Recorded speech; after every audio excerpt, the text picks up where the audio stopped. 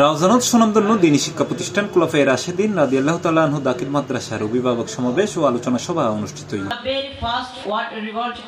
বৃহস্পতিবার অক্টোবর 30 তারিখ সকাল 10টায় মাদ্রাসা প্রাঙ্গণ শিক্ষার মান উন্নয়ন লয়ে আয়োজিত এই সমাবেশত সভাপতিত্ব করেছেন প্রতিষ্ঠানের প্রতিষ্ঠাতা আলহাজ মোহাম্মদ জামাল উদ্দিন।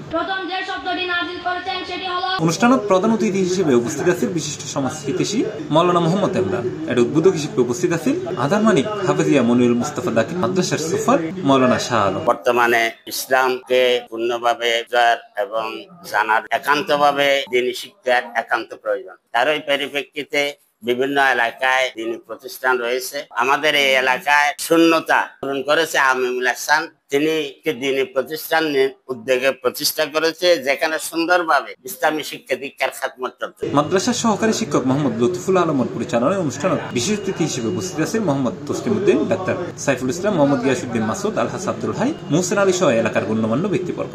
মাদ্রাসাগান 2013 সালের মধ্যে আর চাচা আলহাজ জামাল উদ্দিন সাহেব এই জায়গাগান আর জিতে কথা হই রাজিয়া মাদ্রাসা ভবন 13 বছর আগে আসলে একখান রোবার মতো একখান জায়গা।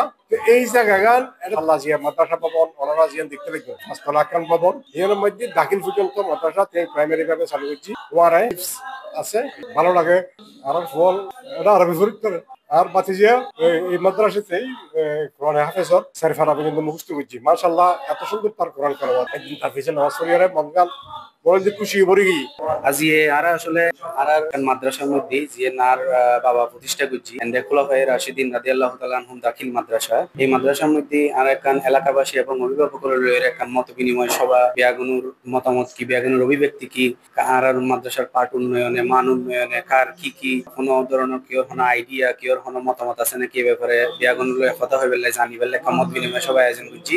সভাত বক্তব্য শিক্ষার গুণগত মান বৃদ্ধি, ছাত্র শিক্ষক অভিভাবকের পারস্পরিক সহযোগিতা বৃদ্ধি এবং নৈতিক ও ধর্মীয় শিক্ষার প্রসারে অভিভাবকরে আরো সচেতন ভূমিকা রাখিবার আহ্বান জানায়। শেষে দোয়া ও মুনাজাতের মাধ্যমে সমাবেশের কার্যক্রম সমাপ্তি হয়। C+ TV Chittagong.